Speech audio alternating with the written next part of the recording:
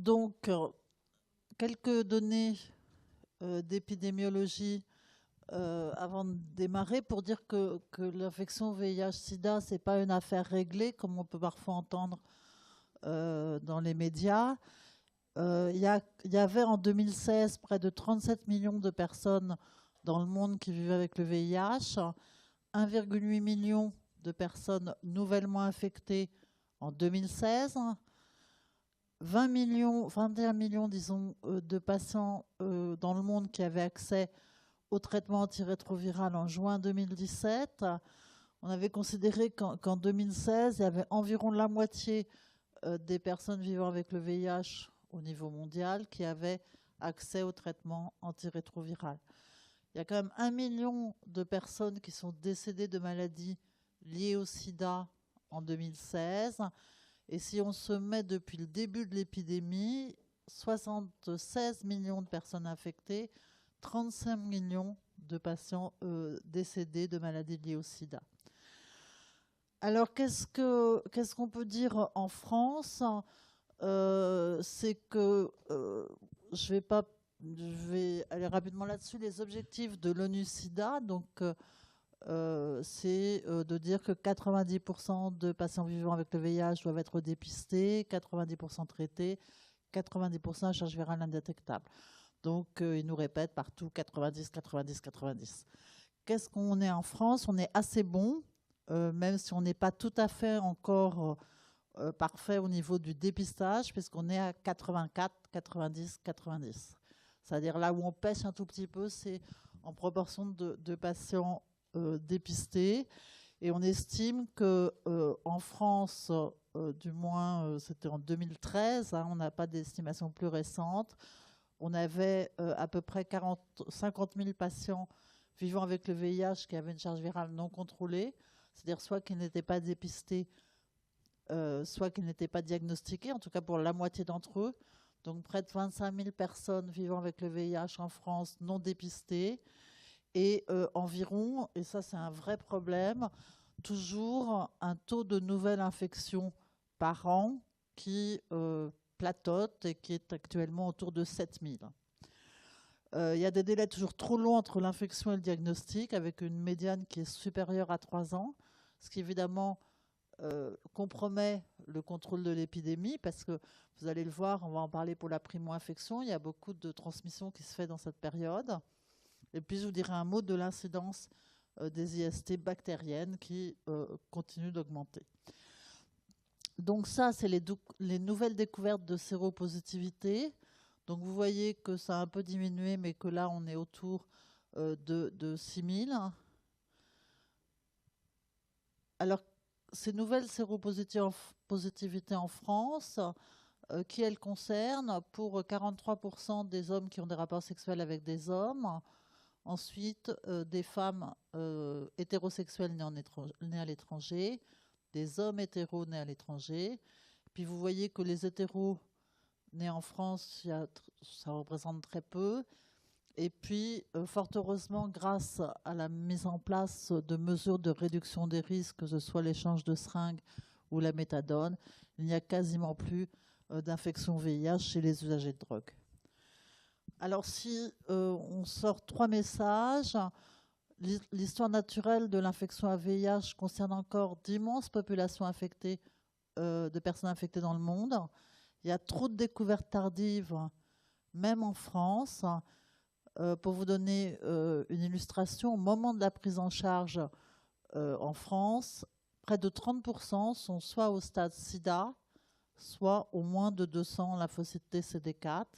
Je vous rappelle que les lymphocytes T CD4 sont la cible du virus, que c'est une cellule clé dans le système immunitaire et que ce chiffre de 30% de prise en charge tardive ne s'est pas modifié depuis 2013.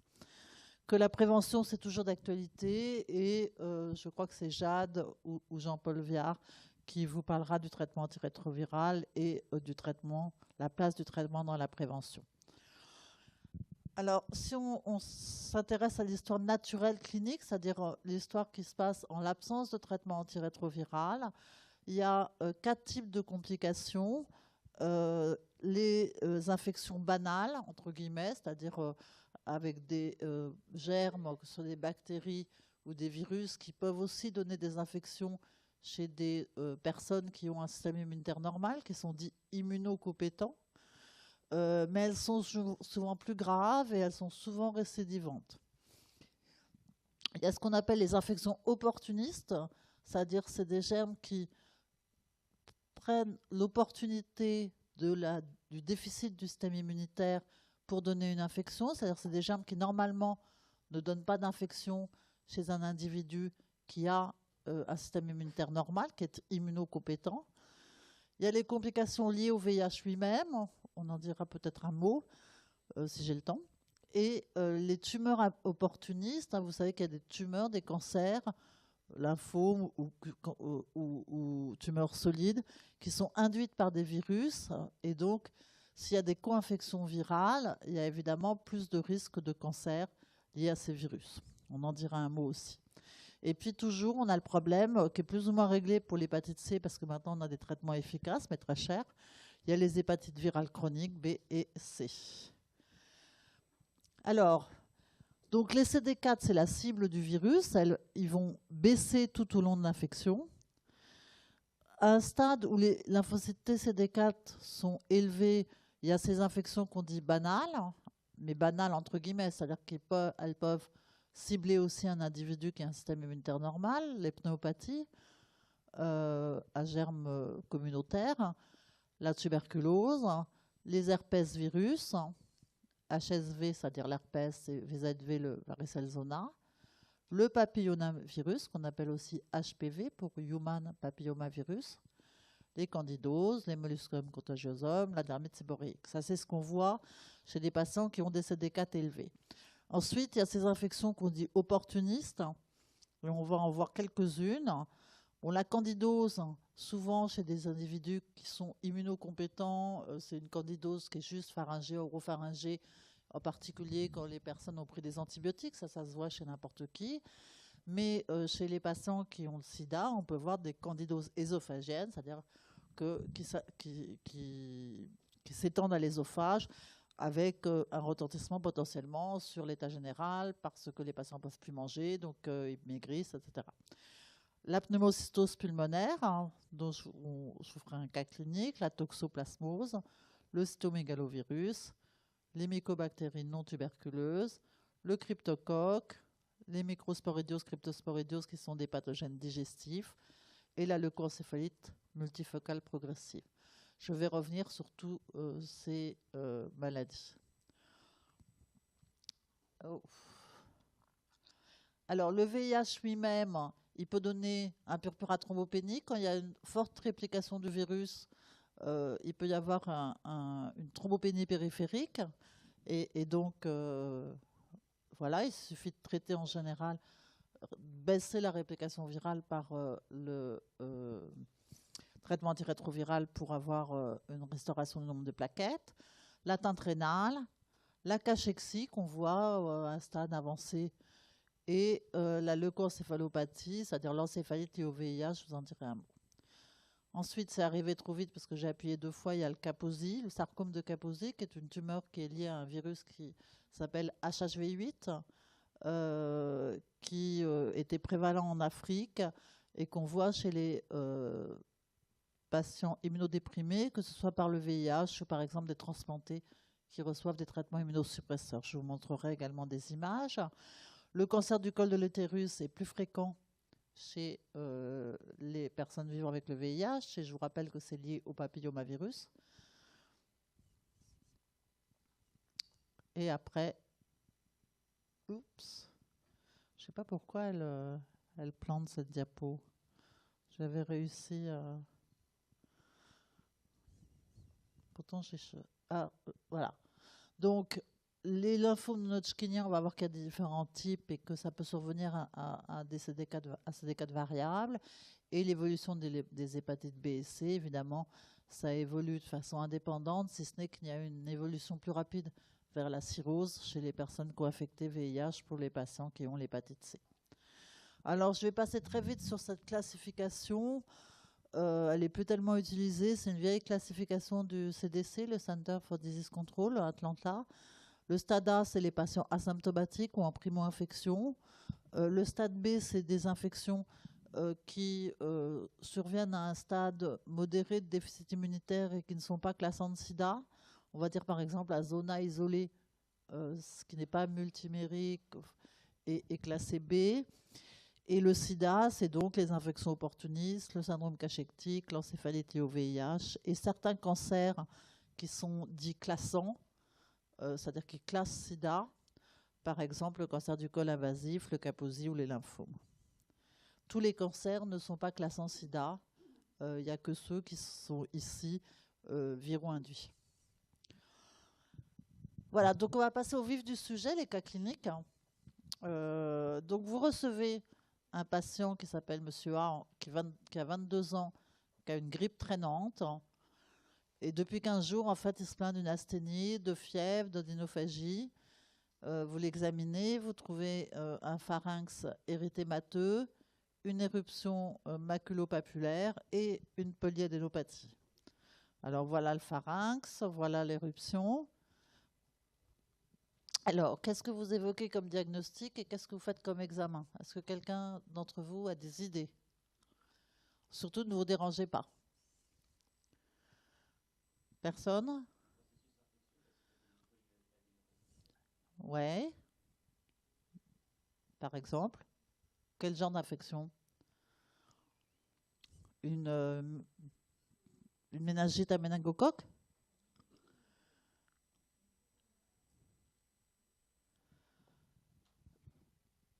D'autres idées? Alors, quand on voit un patient comme ça, on va rechercher un comptage récent. Donc, on voit s'il y a quelqu'un dans l'entourage qui est malade. Si le patient, c'est un mec de 22 ans, s'il a eu des relations sexuelles non protégées, s'il a voyagé, comment il vit, ça c'est pas marqué, mais on peut commencer à savoir s'il a d'autres symptômes, s'il a mal à la tête, donc des céphalées, s'il a la nuque raide. Parce que là, je vous donne, vous verrez toujours, il y a un certain nombre de signes cliniques, mais évidemment, on ne vous donne pas forcément tous les signes dans la question. S'il a pris des médicaments. Et alors, qu'est-ce que vous allez évoquer? Une infection, tu as raison, mais plutôt une infection virale, hein, dans le contexte, la fatigue, machin. Donc, parmi les infections virales, évidemment, il y a la primo-infection VIH, auquel il faut toujours penser. Les infections à certains virus, comme le BV ou le CMV, parce qu'il y a des adénopathies, effectivement. Hein, la grippe, je l'ai mis quand même, parce qu'il faut toujours l'évoquer, pardon. Mais les polyadénopathies évoquent plutôt des infections à virus type VIH, EBV, CMV. Donc la grippe quand même si on est en période d'épidémie notamment. Et puis s'il est rentré de voyage, d'autres infections comme la dengue, le chikungunya. Je vous rappelle que la dengue, il y en a notamment beaucoup en Asie du Sud-Est, aux Antilles, et il y en a aussi un peu en Afrique. Et puis la syphilis. Hein, l'éruption maculopapulaire. Devant une éruption, on vous dira, vous n'avez peut-être pas encore eu ce cours sur la syphilis, on vous dira que ça s'appelle la grande simulatrice. En gros, ça peut donner n'importe quoi. Donc, toujours la syphilis dans ce contexte. Donc, les examens complémentaires, vous allez proposer une sérologie VIH, une sérologie des hépatites, en général, on les fait en même temps, une sérologie de la syphilis, une numération plaquettes, bilan hépatique, iono-sanguin et une CRP pour rechercher un syndrome inflammatoire.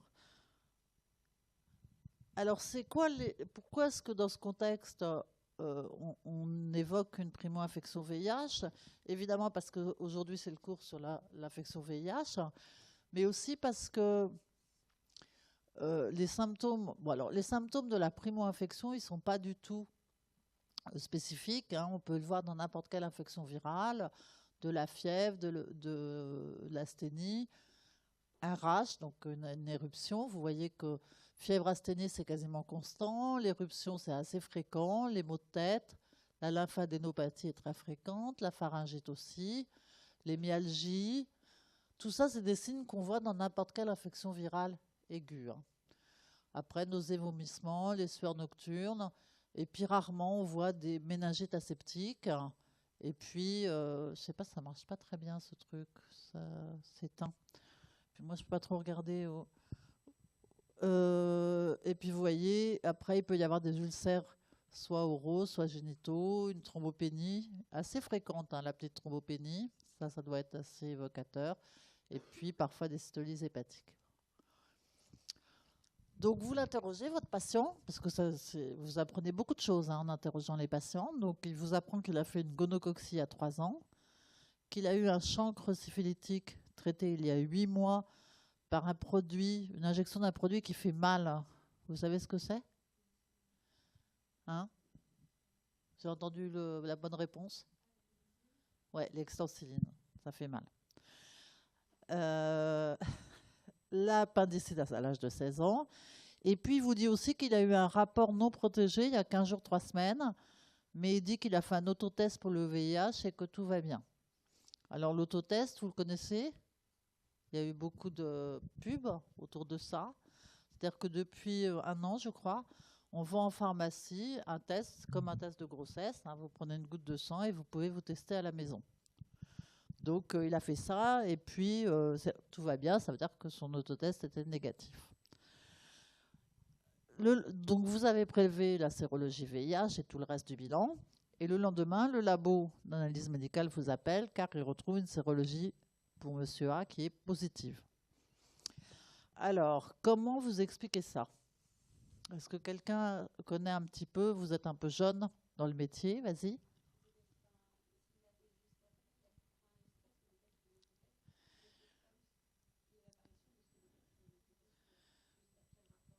Voilà, il y a un retard à la positivité de l'autotest, c'est exactement ça.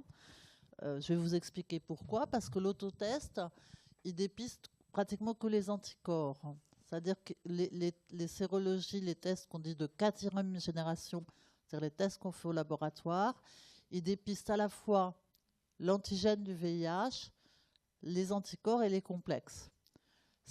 Et vous voyez ce qui se passe après l'infection là. Vous avez au début une petite phase d'éclipse où il n'y a rien pendant quelques jours. Après, il apparaît de l'ARN du VIH, donc du génome viral, et puis en même temps de l'antigène P24. Et cet antigène P24, qu'on voit apparaître à peu près à 15 jours, alors c'est approximatif, hein, c'est pas 15 jours pile, hein, mais c'est dans ces délais-là. Cet antigène, il peut être dépisté par les tests de sérologie qu'on fait au laboratoire. Par contre, il n'est pas dépisté par l'autotest. Et l'ELISA, il devient vraiment positif qu'après au moins 21 jours, donc, et à la fois des anticorps et des antigènes. Donc, si vous mettez dans l'autotest, vous voyez qu'il faut quand même un certain délai pour avoir un autotest qui est positif. Et c'est beaucoup fait, c'est pareil pour les tests rapides, hein, ce qu'on fait pour lequel on a le résultat immédiatement. Ce n'est pas des bons tests pour dépister la primo-infection. Ils peuvent rassurer à tort des patients. Donc c'est très important de leur dire que ça n'élimine pas une infection VIH récente, le fait d'avoir un autotest ou un test rapide négatif. Alors ensuite, le Western blot, vous savez ce que c'est le Western blot? Ouais. Donc le Western blot est positif progressivement ensuite au fur et à mesure du temps. Qu'est-ce qu'on peut vous dire aussi? On va rester là-dessus sur cette diapositive. Donc pour faire le diagnostic de primo-infection, la situation c'est que les anticorps sont encore négatifs ou sont faibles. La virémie est positive, c'est ce qu'on vient de voir. Et donc pour en faire le diagnostic, il faut faire un ELISA combiné qui détecte à la fois les anticorps et l'antigène P24, et à ce moment-là, il sera positif. Le Western blot, s'il est très précoce, il est négatif, ou en tout cas, il est incomplet, parce que la personne n'a pas encore eu le temps de faire tous les anticorps contre toutes les protéines virales. Et si on mesure l'ARN VIH, il est généralement positif, de même que l'antigène P24. Alors, est-ce que vous avez un peu une idée de quel bilan complémentaire on peut faire? Des idées. Je suis sûre que vous en avez un peu. Allez. Bon. Taux de CD4, très bien, oui. Très important, le taux de CD4. La charge virale, oui. Surtout, on est en primo-infection. Enfin, on est dans un contexte de primo-infection. Donc, si on revient sur 2 diapositives avant, la charge virale, elle monte, elle monte, elle monte. Elle atteint un pic et après, elle va être modérément contrôlée par le système immunitaire. Mais aujourd'hui, je ne vous fais pas de physiopathologie. On n'a pas le temps. Je vous fais que de la clinique. Alors, vous voyez qu'il y a beaucoup d'examens. Déjà, il faut confirmer le diagnostic d'infection VIH. Donc par un ELISA et par un Western blot. Ensuite, on fait effectivement la numération des lymphocytes T, CD4 et CD8. On mesure l'ARN VIH plasmatique, donc la charge virale.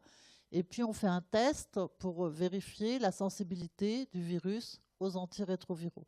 Ce qui ne veut pas dire qu'on retarde d'ailleurs les antirétroviraux, la mise sous antirétroviraux. Ça veut dire simplement qu'on a au début une idée de la sensibilité du virus parce que c'est pas extrêmement fréquent, mais ça varie selon ce qu'on prend comme mutation. Il peut y avoir 5 voire 10% de virus qui portent au moins une mutation de résistance à un des antirétroviraux, et en particulier aux inhibiteurs de la transcriptase inverse. On recherche un HLA particulier, mais ça c'est un peu trop spécialisé pour vous à ce stade, pour vérifier si après on peut donner un médicament qui est la bacavir. On fait un bilan biologique standard qui va être un bilan de référence parce qu'après ça permettra, alors je ne vais pas le détailler, mais ça permettra ensuite de surveiller la tolérance des traitements. On recherche les marqueurs de l'hépatite B, la sérologie de l'hépatite C, la sérologie de l'hépatite A. Je ne vous en parlerai pas, mais c'est très important parce qu'il y a actuellement une épidémie d'hépatite A dans le milieu homosexuel, en particulier en Île-de-France, mais pas seulement. La sérologie de la syphilis. Et puis après, on fait des sérologies de pathogènes qui peuvent donner des infections opportunistes, la toxoplasmose, le CMV. Comme ça, vous avez ça dans le dossier de votre patient.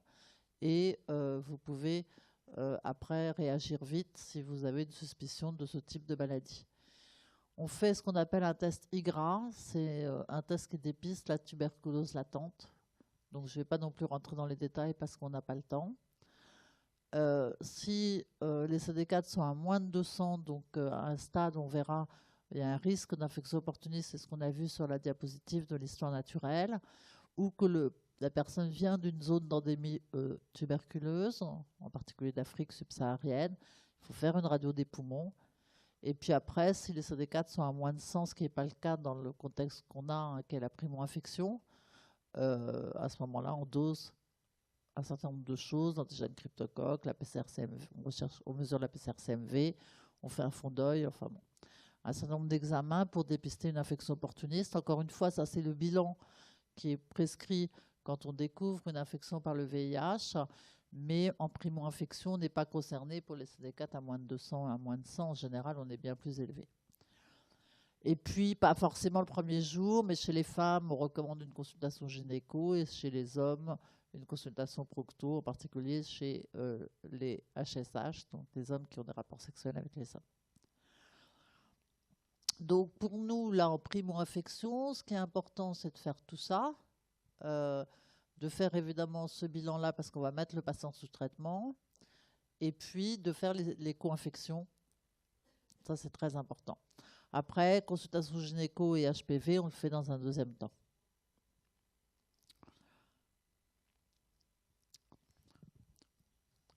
Donc la primo-infection, c'est la période d'invasion de l'organisme par le virus. Ça survient donc dans les 12 premières semaines. Et le diagnostic, c'est évidemment un enjeu majeur sur le plan à la fois individuel et collectif, puisque comme je vous l'ai dit, la réplication virale, elle est très active et donc il y a un risque élevé de transmission chez quelqu'un qui se croit séronégatif. Alors, monsieur A, vous l'avez vu, malheureusement, il ne revient pas en consultation. Ça s'appelle le déni. Et donc, 5 ans plus tard, vous êtes contacté par le service des urgences et monsieur A se plaint d'une dyspnée initialement à l'effort, qui est persistante et donc qui évolue depuis un mois. Il a de la fièvre à 38,6. Alors, vous faites un bilan est fait au service d'accueil des urgences. À la numération, il a une hémoglobine à 9,8 g, donc une anémie. D'accord? 2200 blancs, 60% de neutrophiles. Donc, qu'est-ce que vous dites de cette numération?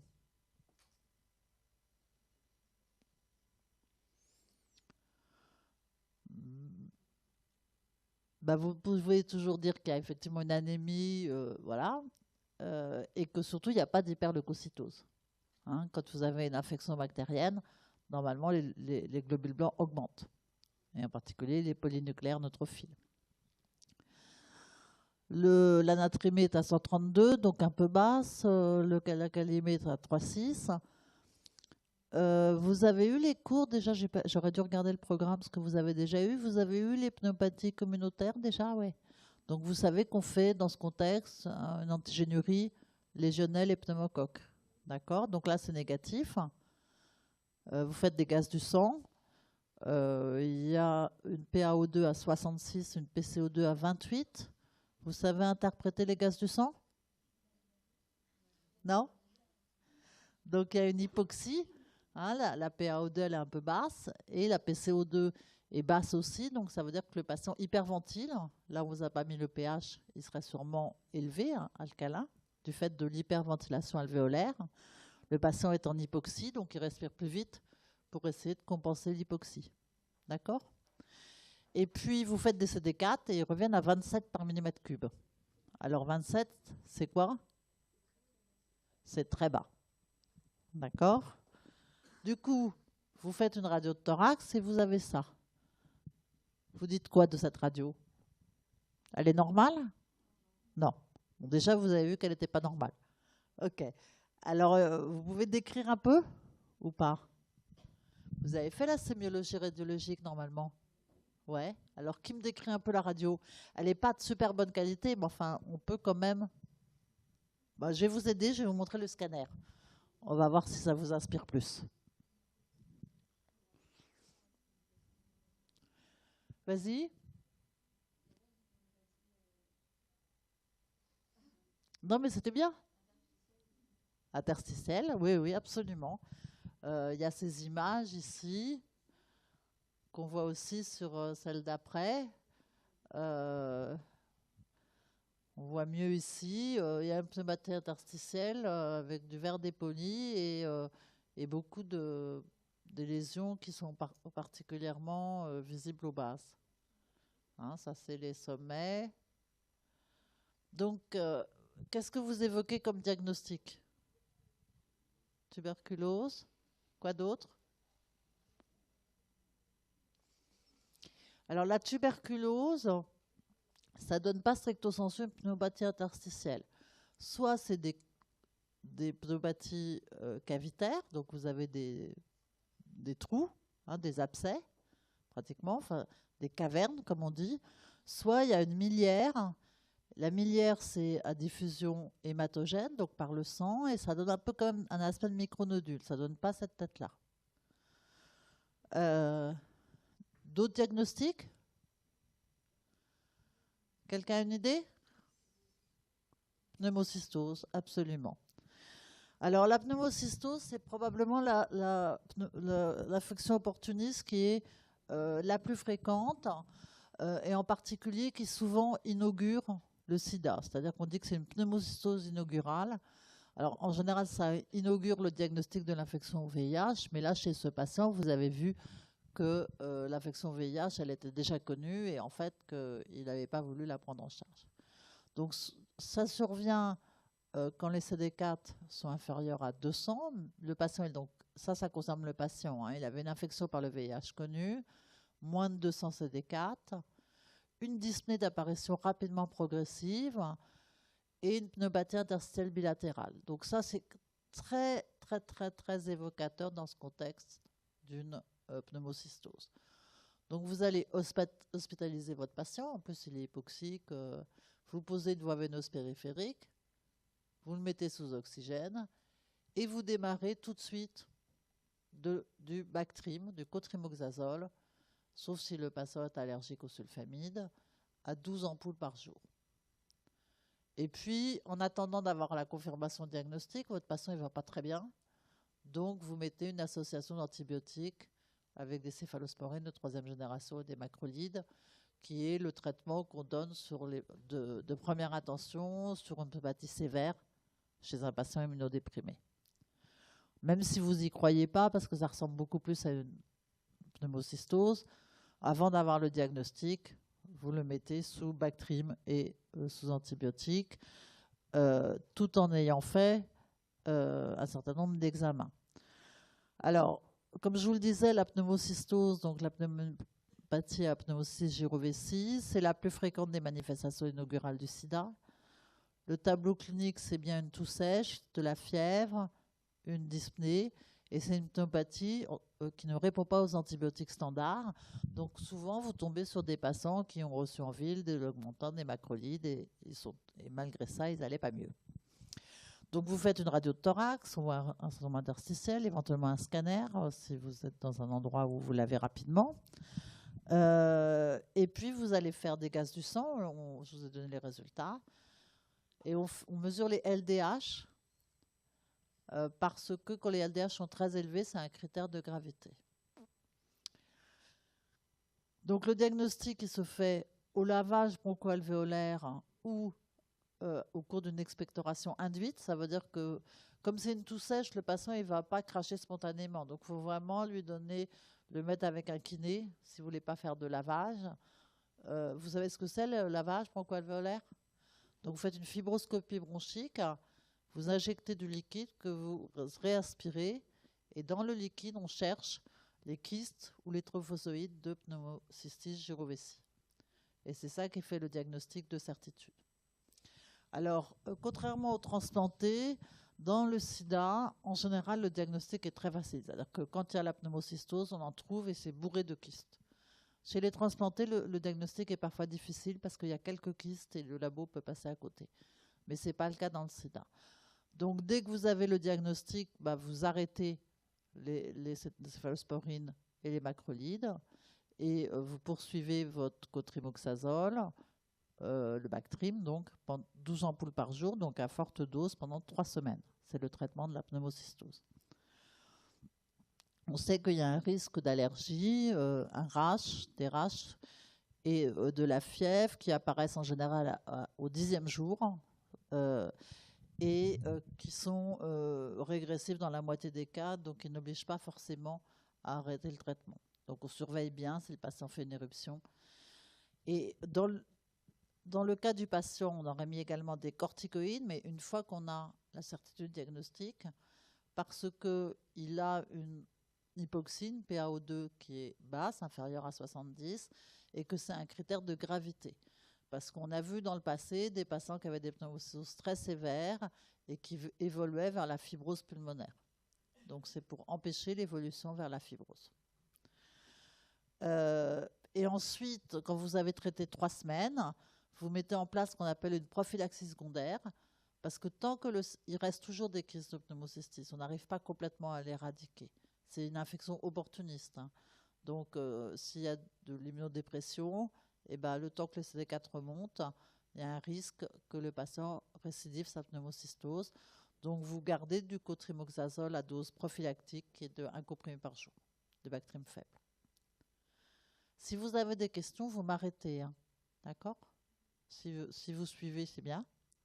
C'est bon ? Je crois qu'il faudra que je vous compte à un moment donné. J'avais oublié. Pour voir combien il y avait d'étudiants. Donc, du coup, comment confirmez-vous votre diagnostic et l'examen demandez-vous? C'est ce que je vous ai dit. Donc, la confirmation, c'est l'identification de pneumocystis gyrovésii à l'examen parasitologique sur crachat induit ou fibroscopie. Et puis, ce qu'il faut toujours faire, c'est rechercher d'autres infections opportunistes. Parce que le cas particulier du sida, c'est que ce n'est pas parce que vous avez fait le diagnostic d'une infection opportuniste que tout est réglé. Il peut y en avoir plusieurs à la fois. Donc vous allez faire des hémocultures pour rechercher des BK ou plus généralement des mycobactéries. une PCR-CMV pour rechercher du cytomégalovirus, on va y revenir tout à l'heure, et vous recherchez aussi de l'antigène cryptocoque. Parce que le patient, il est à 27 CD4, donc il a moins de 50 CD4, et il peut tout avoir. D'accord? Il peut avoir la pneumocystose et la tuberculose, ça on a déjà vu. Alors voilà un peu la survenue des infections opportunistes en fonction des taux de CD4. On a vu que la tuberculose, les infections bactériennes surveillaient à CD4 élevé. La première qui peut arriver, c'est la candidose ésophagienne. Ensuite, la pneumocystose. Ensuite, la toxoplasmose. J'aurais mis la cryptosporidiose plus basse. Dans les infections qui surviennent à CD4 très bas, il y a le cryptocoque, les mycobactéries atypiques, c'est-à-dire non tuberculeuses, le cytomégalovirus, l'aspergillose et la cryptosporidiose, elle survient plutôt par là.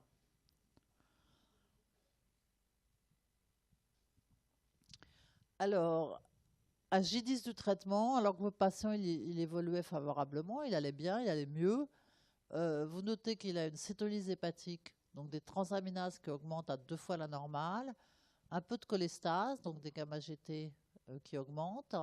Et puis, au plan biologique, vous trouvez que l'anémie s'aggrave et qu'il apparaît une thrombopénie, donc une baisse des plaquettes. Alors, qu'est-ce que vous imaginez comme diagnostic?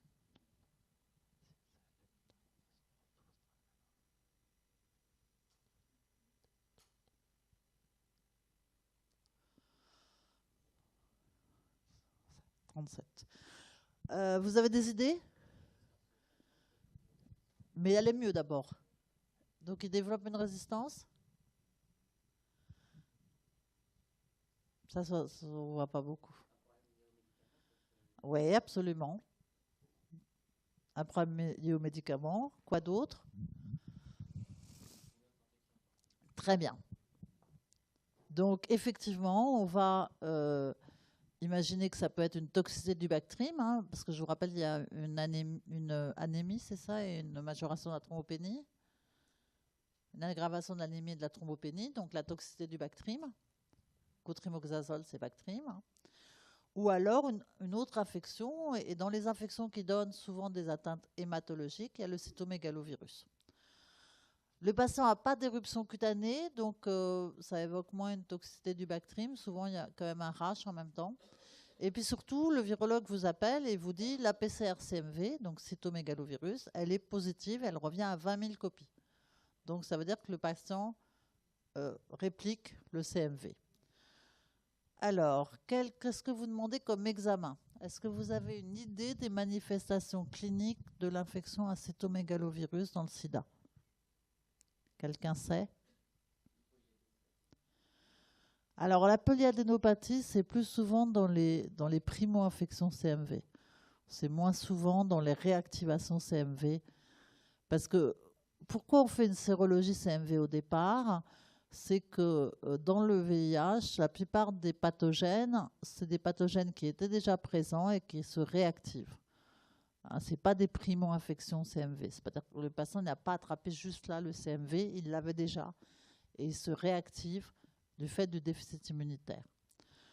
Donc, c'est compliqué si vous n'avez jamais eu, mais la manifestation la plus fréquente, la manifestation viscérale la plus fréquente de la réactivation CMV, c'est la rétinite.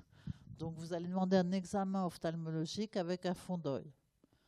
Vous faites de toute façon une recherche d'infections opportunistes autres, comme on recherche le cryptocoque, on fait des hémocultures BK, ou on appelle ça hémoculture BK, mais c'est BAR, encore une fois, c'est bacilloalcoolorésistant, c'est-à-dire toutes les mycobactéries. Et vous allez démarrer un traitement en l'absence d'atteinte oculaire, mais des fois aussi s'il y a une atteinte oculaire, de valganciclovir Péros, 900 mg par jour, 2 fois par jour.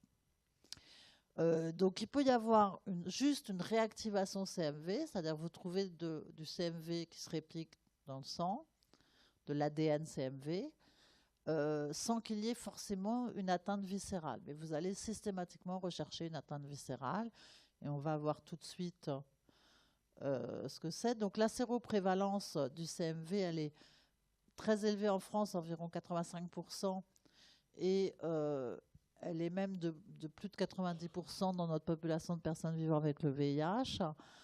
Donc les facteurs de risque pour faire une maladie CMV, c'est d'avoir des CD4 effondrés à moins de 50 et de réactiver le CMV, c'est-à-dire d'avoir ce fameux ADN CMV qui est positif dans le sang. Et on avait, avant l'ère des trithérapies antirétrovirales efficaces, des incidences d'infection à CMV extrêmement hautes, de l'ordre de 30 à 40%. Et puis à l'autopsie, c'était encore plus. À l'époque, dans les années 90, début des années 90, où les patients mouraient de sida de façon très fréquente. Alors, l'histoire naturelle de l'infection à CMV au cours du sida, c'est qu'il y a une infection latente, les marqueurs sont positifs, il y a des anticorps, donc la sérologie pour le CMV est positive, les virémies P65 et PCR sont négatives, les CD4 sont inférieurs à 100. À l'époque, on discutait d'une prophylaxie, mais on ne la fait pas quand la virémie est négative. Ensuite, il y a une période de réactivation où vous trouvez de l'antigène PP65. Maintenant, on fait plutôt de la PCR et on recherche l'ADN CMV. Et donc, on est dans une phase de réactivation. C'est ce qu'on avait chez notre patient. Et puis, après, vous pouvez avoir du CMV maladie, c'est-à-dire la présence dans les tissus de CMV. Donc, les localisations viscérales au cours du sida de la maladie CMV, c'est dans 80% des cas des rétinites, comme je vous le disais à l'instant. Dans 15 à 30% des cas, des atteintes digestives. Ça peut atteindre soit le côlon, donner des colites, donc des diarrhées fébriles par exemple, ou de l'atteinte de l'ésophage, des ésophagites moins fréquemment. Et puis moins souvent, on n'en voit plus beaucoup, mais on en a vu une récemment, une patiente qui était dans le déni, qui a arrêté son traitement et qui avait une encéphalite CMV comme on n'avait jamais vu. Elle avait 6 logs d'ADN CMV dans le LCR. Donc on en voit peu, mais ça existe.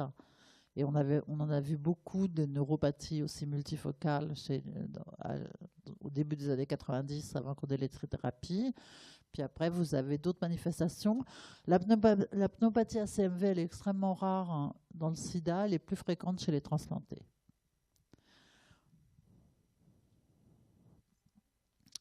Donc, la rétinite, vous en faites le diagnostic parce que le contexte, c'est un patient qui a moins de 100 CD4, qui a des marqueurs virologiques positifs, mais il faut savoir que dans de rares cas, on peut avoir authentiquement une rétinite ACMV avec un ADN CMV négatif dans le sang. Donc même si l'ADN CMV est négatif, il faut quand même vérifier le fond d'œil. Et puis, les circonstances de découverte, c'est soit des symptômes cliniques, que le patient qui se plaint de mousse volante, d'une amputation du champ visuel, ou alors d'avoir une diminution de l'acuité visuelle, soit dans 30% des cas, il n'y a pas de symptômes et c'est un patient pour lequel vous faites systématiquement un fond d'œil parce qu'il a des CD4 inférieurs à 100, ou alors vous faites le bilan, si vous trouvez une colite ACMV, vous allez faire un fond d'œil pour voir s'il y a une atteinte oculaire. Donc ça, c'est les circonstances de découverte. Le diagnostic clinique qui se fait au fond d'œil, les ophtalmos fin des années 80, début des années 90, connaissaient très bien les rétinites, on en voyait beaucoup. Les jeunes ophtalmos, ils en ont moins vu. Mais en fait, rien que sur l'aspect au fond d'œil, on peut dire, pour un ophtalmologiste qui est entraîné, c'est ou pas une rétine ACMV.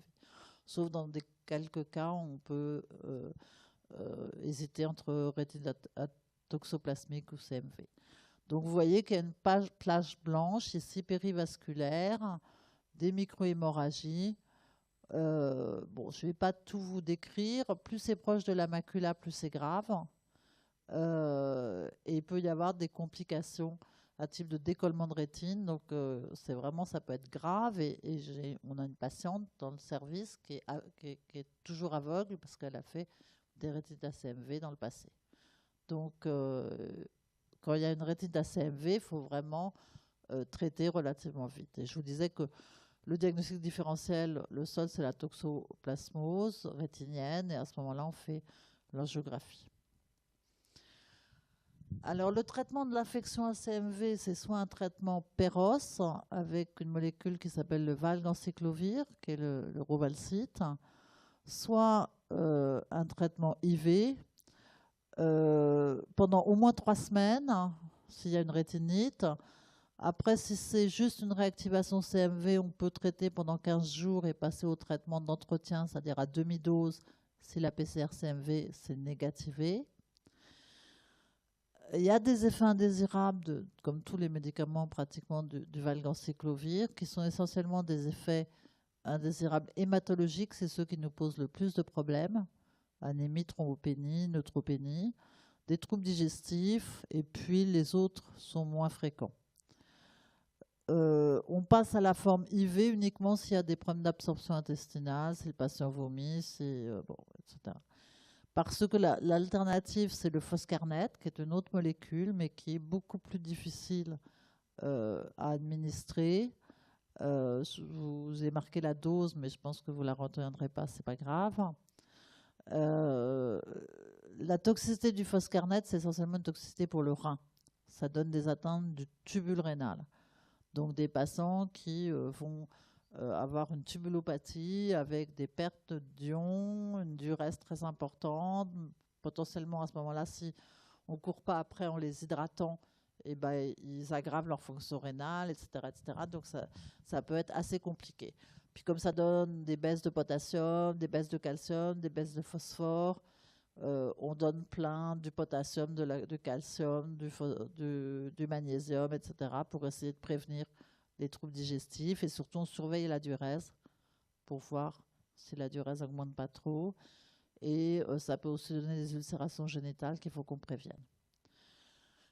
Et donc là encore, comme toujours, on est dans un contexte d'un patient immunodéprimé, très immunodéprimé. Donc on ne peut pas arrêter comme ça le traitement parce que sinon c'est sûr qu'il récidive. Donc du coup, vous continuez le traitement à demi-dose en prophylaxie secondaire. Donc la prophylaxie des récidives. Donc pour conclure sur ce premier patient, comme je vous l'ai dit, un train peut en cacher un autre. Donc toujours penser au risque d'infection opportuniste multiple chez un patient VIH plus très immunodéprimé. Il peut faire la tuberculose et de la réactivation CMV, de la pneumocystose et du CMV comme on l'a vu dans cet exemple, ou encore du cryptococose. Il peut avoir la pneumopathie à pneumocoque, mais aussi la tuberculose. Enfin, tout est possible. Donc ceux qui passeront dans le service dans les années à venir, vous verrez que voilà, on a souvent plusieurs infections opportunistes, soit dont on fait le diagnostic immédiatement à l'arrivée, soit dont on fait le diagnostic au décours de l'hospitalisation. Donc voilà pour le premier cas clinique. On a déjà 1 heure. Deuxième cas clinique. Monsieur B, 37 ans, originaire du Mali, en France depuis 10 ans, se présente au SAU pour une fièvre à 40. Cliniquement, il est fatigué, il a des céphalées, il a une nuque raide en fin de course. Et vous lui trouvez, alors là, on va aller très vite sur l'étayement, les éléments suivants. Ça, c'est quoi? Je n'entends pas. Candidose buccale, oropharyngée. Ça, Kaposi. Qui d'autre a un autre diagnostic alternatif au Kaposi? Un zona, absolument. Donc, c'est bien ça, une candidose oropharyngée et un zona. Hein, c'est métamérique, d'accord? Alors, je vais aller très vite. Hein. Virus varicelle zona, c'est parfois extensif récidivant. Évidemment, on craint le zona ophtalmique en fonction des localisations. On donne chez les patients très immunodéprimés, en particulier s'ils ont un zona multimérique, plutôt de la cyclovir IV. Sinon, on met du Zélitrex, 6 comprimés par jour oral. L'herpès simplex, bon, c'est parfois plus récidivant, plus extensif que chez des patients immunocompétents. Je ne vais pas rentrer dans les détails parce qu'on a pas mal de choses à faire. Et en général, on ne préfère pas donner de prophylaxie secondaire parce qu'après, on a de l'herpès résistant. Vous voyez, là, c'est un gros herpès. Et la candidose, on la traite quand elle est importante par le fluconazole, donc le triflucan, à la dose de 50 ou 100 mg par jour. Quand c'est une candidose très floride comme ça, on donne volontiers 100 mg par jour Pour la candidose, quand elle est ésophagienne, en général, il y a une dysphagie, donc le patient a du mal à avaler, ça lui fait mal, donc il a décrit une douleur rétrosternale, là, ici, comme je vous montre. Le patient est maigri et soit on voit qu'il a une candidose orale et on se dit c'est très vraisemblablement une candidose œsophagienne. Soit si on a un doute, on peut faire une endoscopie, mais pas systématiquement. Et on donne du fluconazole à la dose, cette fois-ci de 200 mg par jour, pendant 14 à 21 jours. On ne fait pas de prophylaxie secondaire de la candidose. Alors, ce patient, je vous rappelle qu'il a de la fièvre, qu'il a une Ukraine en fin de course, qu'il a mal à la tête. Aux urgences, c'est un patient qui est originaire de Mali, puis de toute façon, qui est jeune, donc on lui fait un test rapide de VIH. Il est positif. Ce patient, il a un chiffre de lymphocytes totaux qui est bas.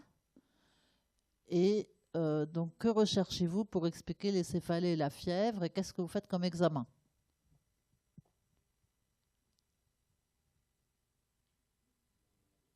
Hein? Une méningite? À quoi? À pneumocoque. Enfin, de toute façon, on va faire quoi pour faire le diagnostic? Une ponction lombaire. D'autres idées? Parlez plus fort. Ok. Bah quand même, il revient du Mali, hein. Donc l'accès palustre, ça peut donner de la fièvre, ça peut donner des céphalées. Donc il faut toujours quelqu'un qui revient d'un voyage en zone d'endémie, il faut toujours penser au paludisme et faire une goutte épaisse. Et ensuite une méningite, effectivement, parce qu'il a une raideur de la nuque en fin de course, donc elle peut être bactérienne, elle peut être parasitaire, elle peut être virale. Hein, vous ne pouvez pas dire je pense que c'est une méningite. Enfin, vous pouvez, la seule fois où vous pouvez dire je pense que c'est une méningite à méningo, si le patient arrive dans un tableau de purpura fulminans avec des pétéchies, etc. Vous allez dire j'évoque une méningite à méningo. Un purpura fulminans. Là, vous évoquez une méningite. Donc, elle peut être bactérienne, virale, parasitaire. Alors, en l'absence de signes de localisation et de convulsions, on peut faire d'emblée l'APL avant de faire une imagerie. Nous, chez les patients infectés par le VIH immunodéprimés, on a le scanner facile. Parce que des fois, on peut tomber sur des lésions avec un effet de masse qui pourrait contre-indiquer l'APL. Donc, ça ne serait pas un immunodéprimé, on ferait l'APL d'emblée. Les autres examens complémentaires, on va demander des CD4.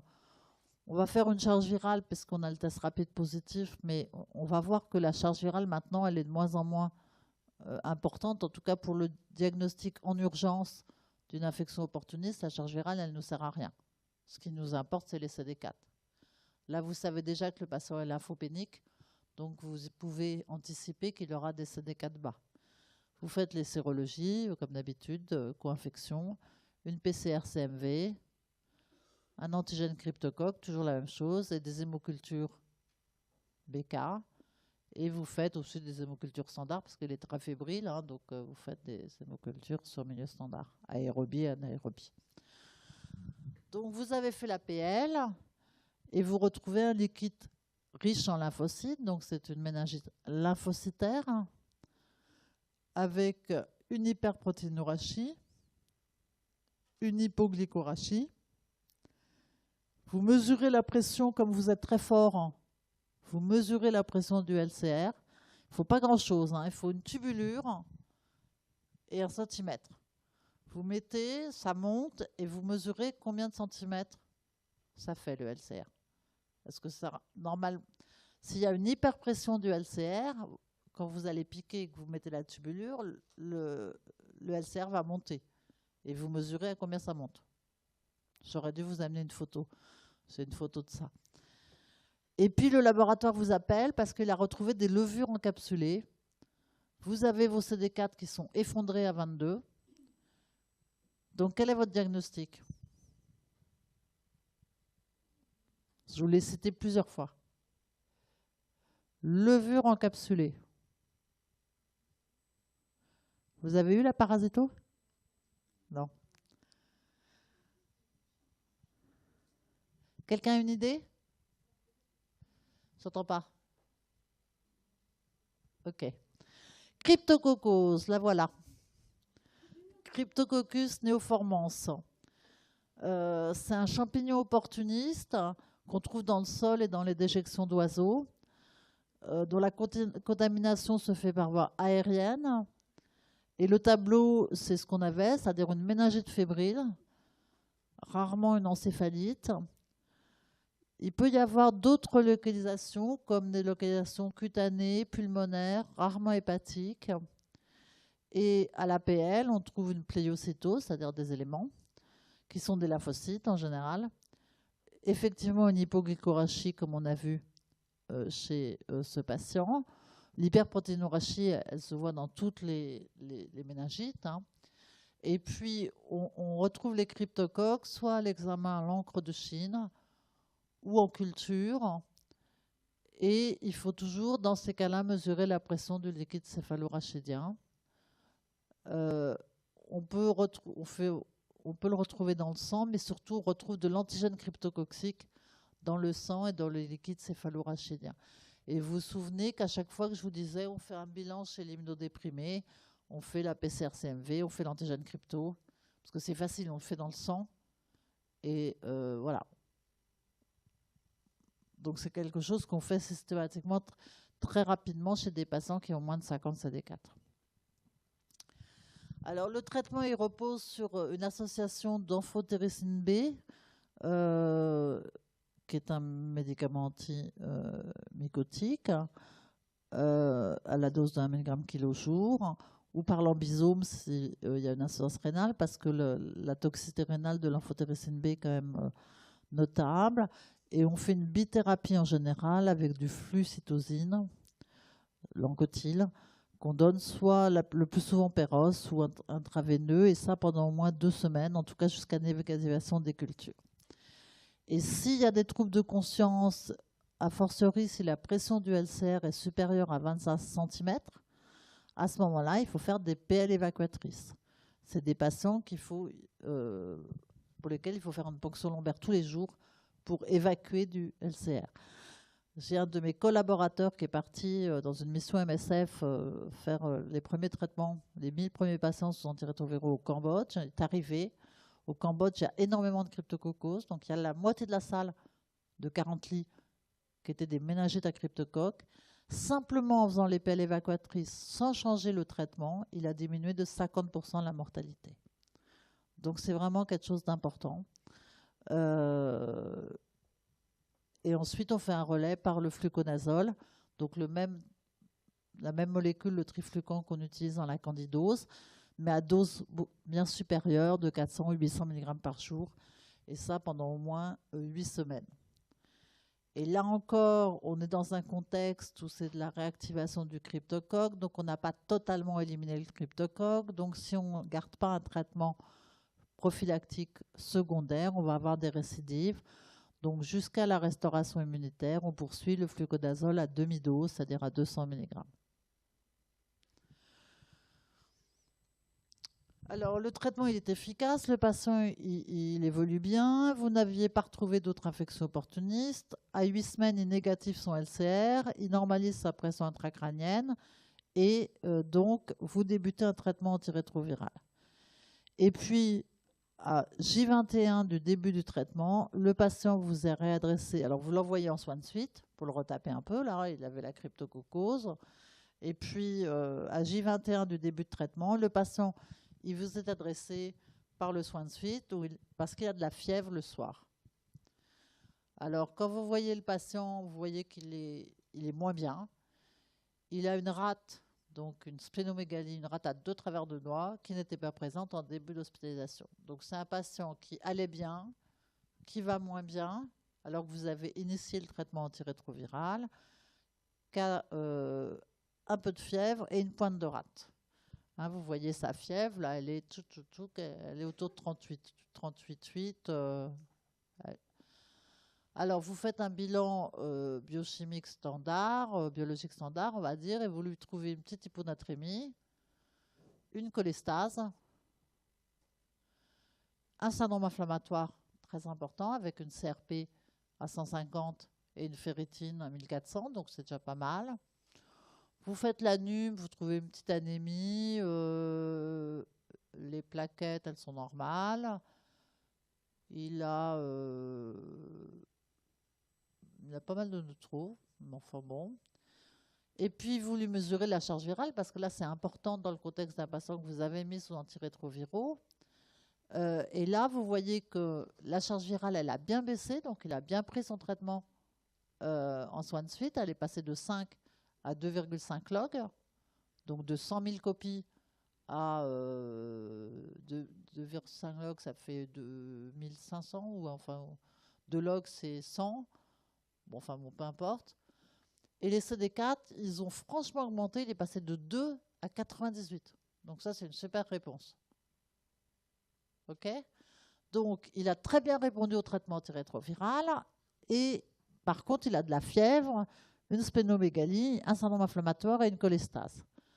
Alors, qu'est-ce que vous allez demander comme examen? Là, vous devriez commencer à être plus... parce que je vous les ai cités plusieurs fois, les examens à faire. Allez. Une PCR-CMV, j'achète. Quoi d'autre? Bah, VHB, VHC, on peut faire, mais enfin, il n'a quand même pas attrapé le VHC dans le soin de suite.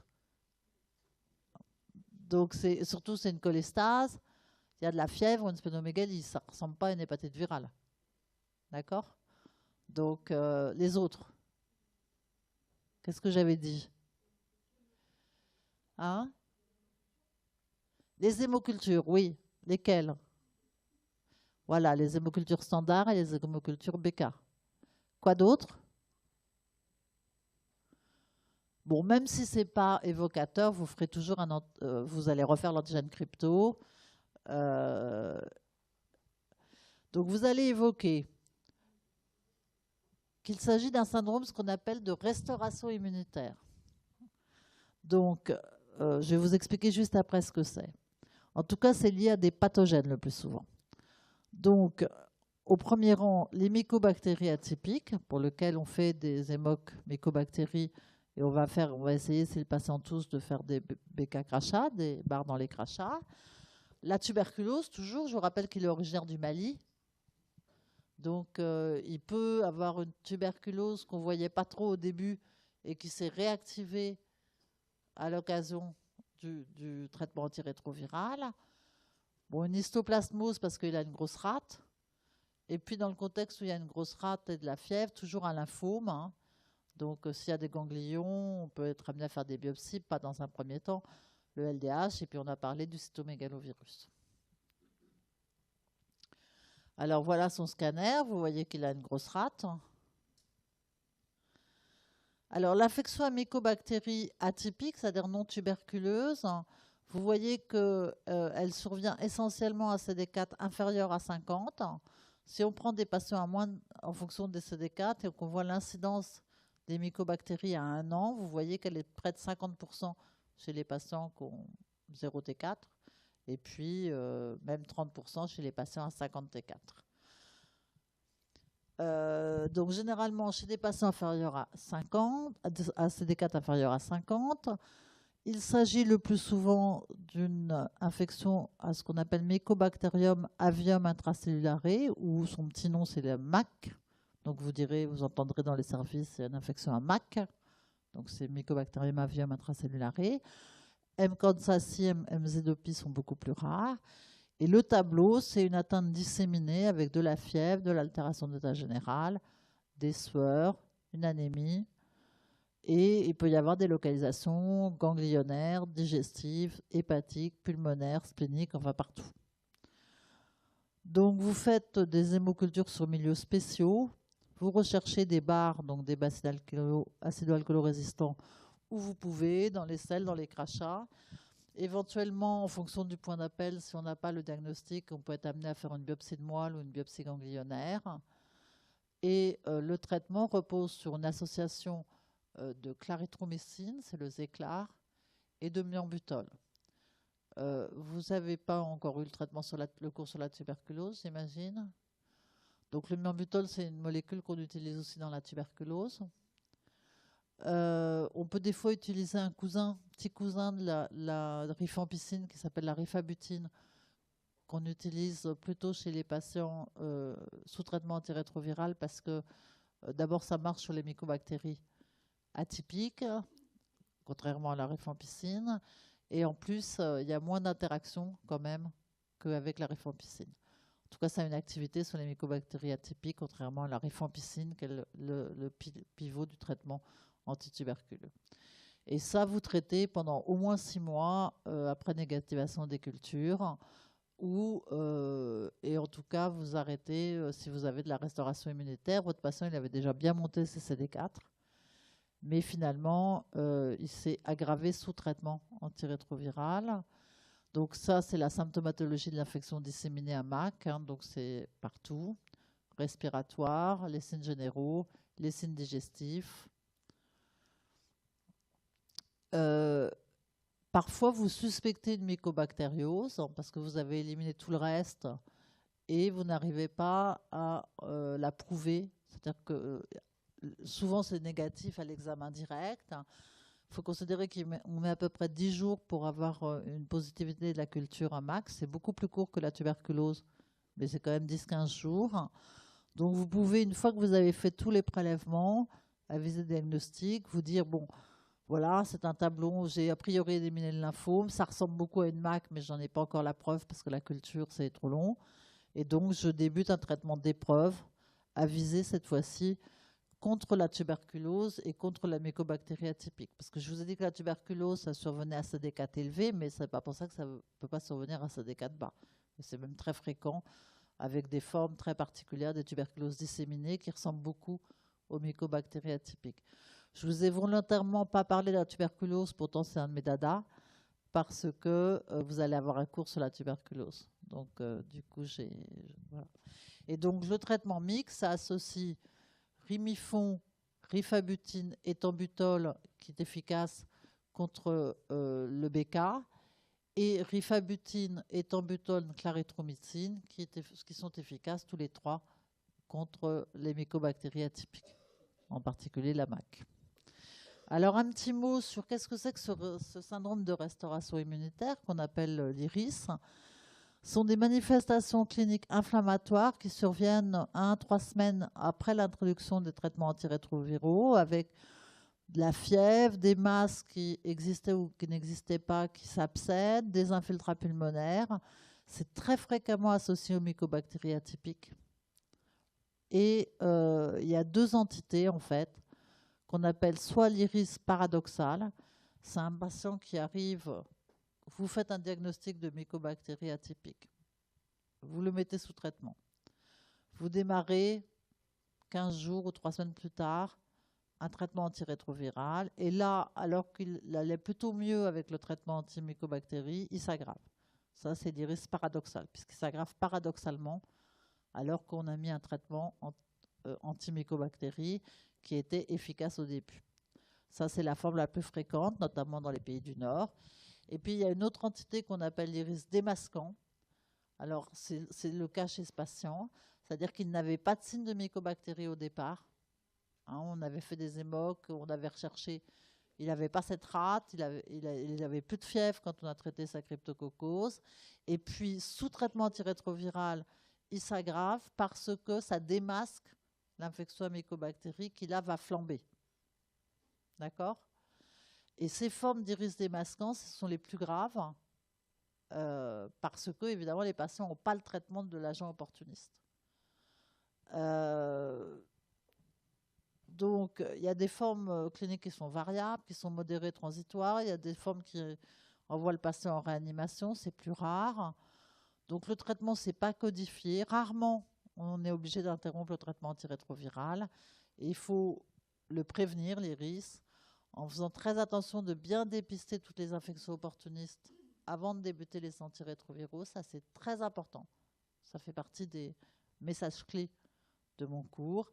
Et puis, il y a 2 infections. On dit qu'il faut démarrer assez vite les antirétroviraux quand on a fait le diagnostic d'infection opportuniste au stade SIDA. Donc, on retarde l'initiation des antirétroviraux dans 2 situations.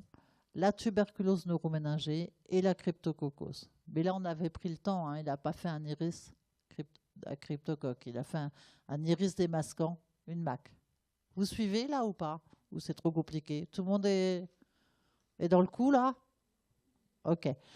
Donc, quand c'est la tuberculose neuroméningée et la cryptococcose, c'est clair. Il y a eu des études où ils ont démarré à 2 semaines. Ils ont eu une mortalité absolument colossale. Je crois ils étaient à plus de 60% de mortalité au Vietnam en démarrant un traitement antirétroviral dans les 2 semaines qui suivent une méningite à crypto. Alors, on passe au troisième cas clinique. Monsieur C, 38 ans. Il est amené par les pompiers au SAU parce qu'il a convulsé dans le métro. D'accord? Il est réveillable, mais il est un peu endormi. Il a perdu ses urines, il s'est mordu la gangue. Il a un ami qui l'accompagne, qui vous apprend que depuis quelques jours, il n'allait pas bien, il se plaignait de vertige. Il n'est pas connu, par ailleurs, d'antécédents particuliers chez ce patient. Donc, 38 ans. Il n'a pas de fièvre. Il n'a pas de trouble moteur, mais il a du mal à se tenir debout. Hein. Il a la danse des tendons. C'est les patients qui sont comme ça, sous le mime. Heureusement que je ne suis pas filmée. Enfin, je ne crois pas. Et puis, vous êtes au SAU, vous réussissez à avoir un scanner, puis une IRM en urgence, parce que le patient, il n'est pas bien. Vous lui avez fait évidemment le test rapide pour le VIH, qui est positif. Voilà le scanner. Qu'est-ce que vous dites?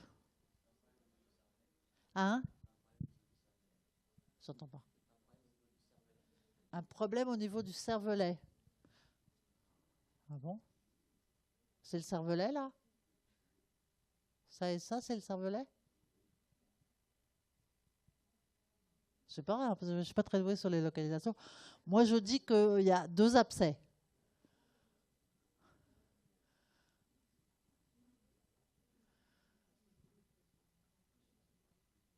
Vous êtes d'accord? Il y a des aspects en cocarde.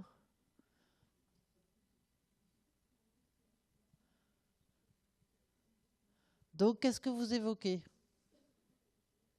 Un patient qui est pas très réveillable, qui a fait quoi en fait? Une crise commissale, qui est affecté par le VIH, qui a des images en cocarde dans la tête. Hein? Toxoplasmose, absolument. Alors, comment vous allez le confirmer?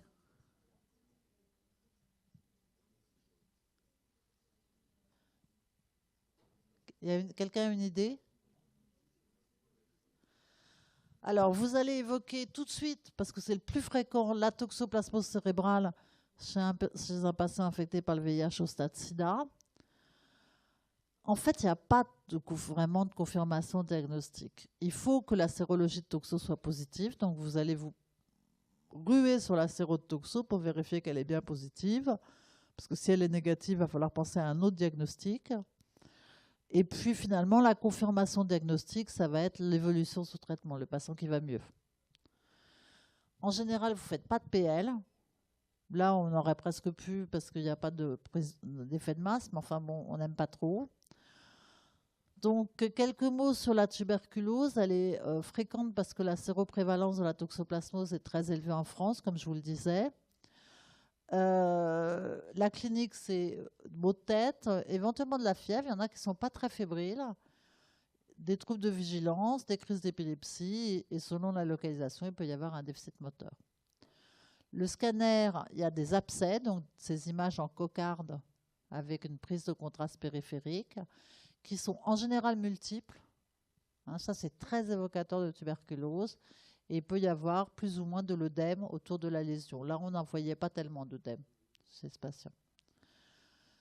Les autres localisations de la toxoplasmose sont plus rares, pulmonaires, rétiniennes, on en a parlé tout à l'heure, cardiaques, ou des cas exceptionnels mais gravissimes de toxoplasmose disséminée. Au tout début, on a perdu des patients parce qu'on n'y pensait pas, et la toxoplasmose disséminée, c'est apocalyptique. Je me souviens avoir passé un patient en réal 15 août pour une toxoplasmose disséminée, je ne me suis pas amusée, hein, parce que les places d'horaire le 15 août, pas évident. Donc le traitement, c'est sulfadiazine, donc c'est aussi un sulfamide, la diazine, plus la pyrimétamine, qui est le valocide. Vous rajoutez un peu d'acide folinique parce que sinon la pyrimétamine induit une dépression d'acide folique. Ça, c'est environ 6 semaines, ça dépend de l'imagerie. Et comme tous les sulfamides, il y a un risque de rash et de fièvre. Le patient il doit s'améliorer en 2-3 semaines. Donc s'il s'améliore, très bien, vous faites un scan à 1 mois de contrôle par exemple. S'il ne s'améliore pas, il faut refaire une imagerie à 2 semaines et évoquer un diagnostic alternatif puisque vous n'avez pas eu la confirmation diagnostique. Hein. On peut, dans les toxos disséminés, on peut avoir une PCR toxo positive dans le sang, mais c'est exceptionnel pour les toxoplasmoses cérébrales. Et donc, vous pensez que ça peut être autre chose, et en particulier un lymphome cérébral, hein, qui peut donner aussi ces images-là. En général, c'est plutôt périventriculaire, c'est pas multiple, mais enfin bon. Là, ça ressemblait vraiment à une toxo typique. Hein, on vous a pas fait, on vous a mis une... Et là encore, donc vous allez poursuivre le traitement d'attaque des fois pendant au moins 8 semaines. Hein, et puis après, vous passez à demi-dose en traitement d'entretien. Si jamais il y a une allergie aux sulfamines, on remplace la diazine par la clindamycine. Alors, à 3 semaines du début de traitement, le patient il se plaint toujours de vertige, il ne s'améliore pas, malgré une prise de traitement sous surveillance de l'infirmière, et l'imagerie est inchangée. Là, je vous ai donné le résultat la précédente diapo, donc si un lymphome. Donc, vous redoutez un lymphome. Alors, effectivement, qu'est-ce qu'on peut dire des lymphomes ? Les lymphomes malins non-hodgkiniens sont 200 à 500 fois plus fréquents chez les patients atteints de sida que dans la population, enfin chez les patients affectés par le VIH, pardon, que dans la population générale. Il peut y avoir des symptômes quand c'est pas cérébral. Hein. Là, c'est lymphome au sens général. Fièvre prolongée, altération de la générale, adénopathie, LDH élevé. On voit des lymphomes immunoblastiques ou des lymphomes à grandes cellules chez les patients qui ont un stade très évolué de l'infection VIH, en général à CDK très bas, avec justement des formes cérébrales. C'est ceux-là qui font des lymphomes cérébraux, des lymphomes du système nerveux central. Il peut y avoir aussi atteinte digestive. Et puis il y a le Burkitt qu'on redoute toujours, qui survient en général à CDK élevé. Vous n'avez pas encore eu l'hémato clinique, je pense. Le Burkitt, c'est une forme particulière de lymphome et qui peut être fulgurant. Donc, il faut aller très vite. Hein. Quand vous suspectez un Burkitt ou que vous avez le diagnostic, nous, ce qu'on fait, c'est très vite, on appelle les hématos, même le dimanche, en disant, vous nous le prenez. Parce qu'après, il y a des grosses chimios à faire. Il faut hydrater les patients, les préparer, parce qu'il peut y avoir un certain nombre de lises avec des tableaux cliniques assez catastrophiques, le patient qu'on est obligé de dialyser, quand il y a une grosse masse tumorale, et le Burkitt, ça progresse très vite. Donc c'est vraiment une urgence. Et puis il y a un autre diagnostic, c'est la maladie de Hodgkin. Elle est plus rare que les lymphomes non-hodgkiniens, mais elle est quand même 20 fois plus fréquente que dans la population générale. Et on a l'impression que maintenant qu'on voit moins de lymphomes à grandes cellules, parce qu'on a quand même moins de patients immunodéprimés, on voit plus de Hodgkin. Et le Hodgkin, en général, c'est très difficile d'en faire le diagnostic. Quand un patient a de la fièvre, qu'on ne sait pas ce qu'il a, qu'on le biopsie partout, qu'on n'a pas de diagnostic, au bout d'un moment, on se dit ça, c'est sûrement une maladie de Hodgkin. Et des fois, on peut mettre 1 mois à en faire le diagnostic, attendre qu'il y ait un ganglion qui repousse d'un côté pour le rebiopsier, faire plusieurs biopsies. En tout cas, on a souvent des difficultés diagnostiques sur le Hodgkin. Alors là, je vous ai fait les 3 cas cliniques. Je vais terminer par d'autres manifestations que je ne vous ai pas illustrées par des cas cliniques. Et puis quelques considérations générales. Ça, c'est la LEMP, la leucoencéphalite multifocale progressive. Vous voyez qu'il y a des anomalies ici dans la substance branche. Là, on voit que c'est en hyposignal, un peu en hypersignal. Ici, en T2 flair, on voit aussi une prise de contraste. Donc, leucoencéphalite multifocale progressive, ou abréviée par LEMP, c'est une démyélinisation de la substance blanche qui est liée à une réactivation. Alors, vous avez vu que c'était toujours des réactivations, hein, du papovavirus JC. Donc, cliniquement, c'est sur quelques semaines, le patient se met à avoir des troubles neurologiques qui sont variables, hein, en fonction de la localisation. Ça peut être un déficit moteur, ça peut être n'importe quoi. Et quand vous faites l'IRM, vous voyez des plages de démélanisation de la substance blanche. À ce moment-là, il faut faire une PL et rechercher dans le LCR le virus JC en PCR qui est positif dans la LEMP. Donc, vous avez fait le diagnostic de LEMP. Il faut savoir qu'il n'y a pas de traitement spécifique dirigé contre papovavirus JC. Seule la restauration immunitaire par les antirétroviraux va permettre l'amélioration clinique. Donc, une fois que vous avez fait le diagnostic de LEMP, évidemment, vous avez éliminé, vous le savez maintenant par cœur, les autres infections opportunistes et vous mettez en route rapidement un traitement antirétroviral. Vous pouvez éventuellement réfléchir, mais ça, c'est les spécialistes qui font ça, à des antirétroviraux qui ont une bonne pénétration cérébrale, parce qu'il semble qu'il y a un effet de réplication, que le fait d'avoir beaucoup de réplication dans le LCR du VIH favorise la réplication du JC. Donc vous allez mettre, pas de traitement anti-JC, il n'y en a pas, mais un traitement anti-VIH qui éventuellement pénètre bien dans le système nerveux central. Et donc il n'y a pas de prophylaxie secondaire, évidemment, puisqu'il n'y a pas de traitement, à part le traitement antirétroviral. Ensuite, il y a l'encéphalite liée au VIH, où je ne sais pas, peut-être, si je peux vous décrire un peu, il y a une atrophie corticale. Vous avez ici, c'est l'inverse, hein, si on prend la prochaine, ah bah non, c'est celle-là. Oups. Celle-là. La LEMP, on a vu qu'il y avait un hyposignal T1 et un hypersignal en T2. L'encéphalite VIH, c'est ISO en T1 et l'hyper T2, elle est modérée. La LEMP, en diffusion, il y a un hypersignal. Et puis surtout, la LEMP, c'est la substance blanche sous-corticale. Il y a des atteintes des fibres en U. Et c'est en général bilatéral, mais c'est asymétrique. Alors que l'encéphalite VIH, c'est plutôt bilatéral et symétrique. Et c'est plutôt la substance blanche périventriculaire. Donc en fait, on peut arriver sur l'imagerie à différencier, hein, ça n'a pas du tout la même tête, la LEMP et l'encéphalite liée au VIH. Alors l'encéphalite liée au VIH, elle est plus très fréquente maintenant à l'ère des antirétroviraux parce qu'elle est tardive. Cliniquement, c'est un syndrome démentiel progressif. Et à l'IRM, donc il y a l'atteinte mixte de la substance blanche et de la substance grise. Je vous rappelle que l'EMP, c'est la substance blanche. Et il y a surtout une atrophie cortico-sous-corticale avec une dilatation ventriculaire. Si vous faites une PL, vous trouvez une réaction lymphocytaire. Et s'il y a vous mesurez le VIH, l'ARN VIH dans le liquide céphalorachidien. Et en général, vous en trouvez. Et puis parfois, vous avez une PCR très élevée, un ARN VIH très élevé dans le LCR, et c'est un facteur de mauvais pronostic.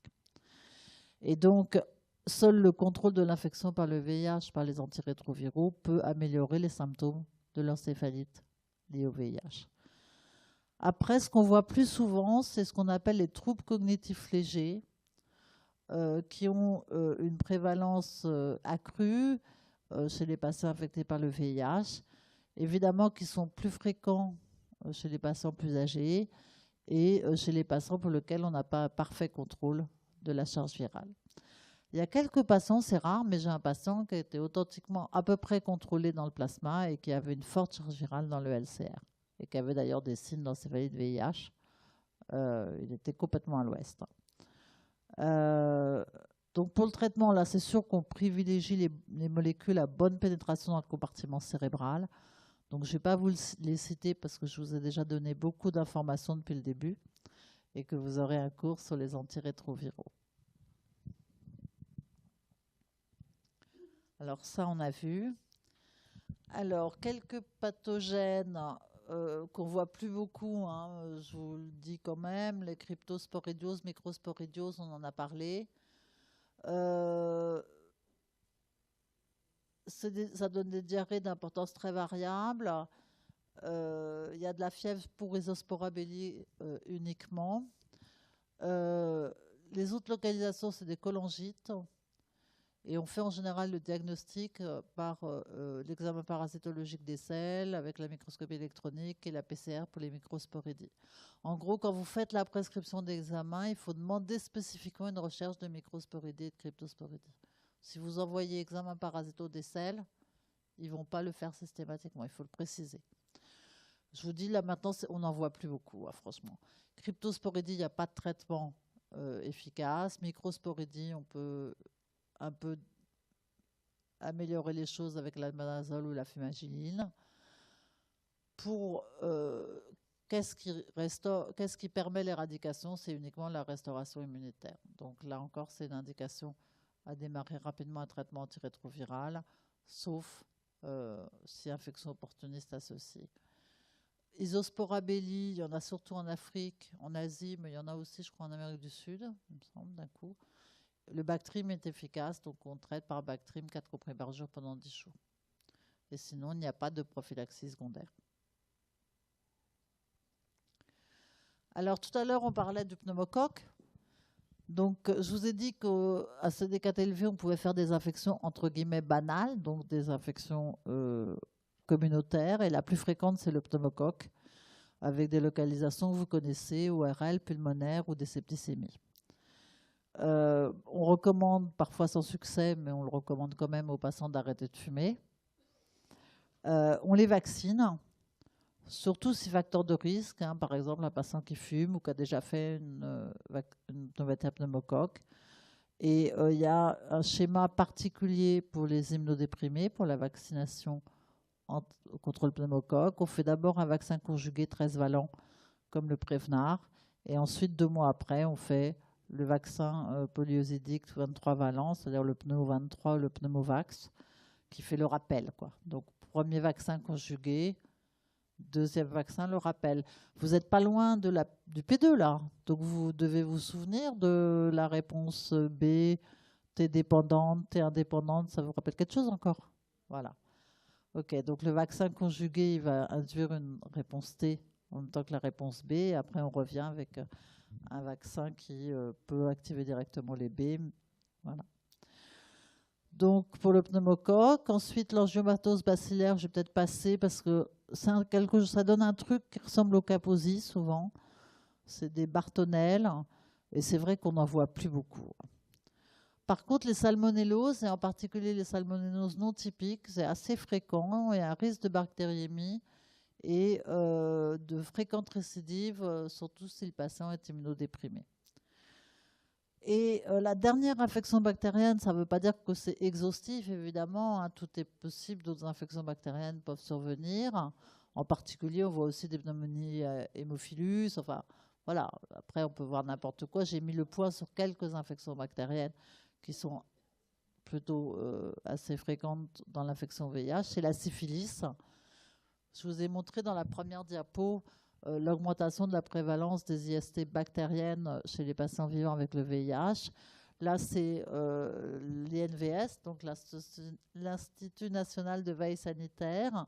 Et vous voyez les cas de syphilis chez les HSH, donc les hommes qui ont des rapports sexuels avec les hommes. Augmentation de 58% en Île-de-France. Ça, c'est globalement sur toutes les régions, sur les autres régions, et ça, c'est l'Île-de-France. Donc, une augmentation absolument considérable qui a encore augmenté depuis 2014. Hein. Là, on en voit 3 par semaine de syphilis chez nos patients, 3 ou 4 par semaine au moins. Donc là, je pense que si on faisait jusqu'à 2017, ça continuerait à monter. J'ai retrouvé que celle-là. Donc syphilis, c'est dès qu'il y a un patient HSH qu'on suit, qui a n'importe quel symptôme, une éruption. Moi, il y a un patient qui est arrivé, qui a vu l'infirmière, il avait une éruption, et elle lui a dit d'aller chez le dermatologue. C'était pas la peine, je voyais le lendemain, et c'était une syphilis. Et pourtant, alors, la dermatologue, je connais très mal, Mais la syphilis, c'est vraiment, on y pense tout le temps. Même des fois, on a des tableaux très atypiques, genre une cytolyse, une atteinte hépatique isolée. Voilà. Bon, c'est systématique. Dès qu'un patient a quelque chose, on fait une sérologie de syphilis. Surtout les HSH, évidemment. Hein. Si vous prenez la femme africaine qui a été contaminée par voie hétérosexuelle, elle a quand même moins de chances de faire de la syphilis. Alors, les infections à papillomavirus, donc c'est l'HPV, elles sont fréquentes et récidivantes. Donc, chez la femme, on fait un frottis cervical annuel et, comme dans tous les cas, une colposcopie ou une biopsie devant toute anomalie histologique. Et vous pouvez avoir des lésions de bas grade ou des lésions de haut grade qu'on peut parfois traiter par conisation.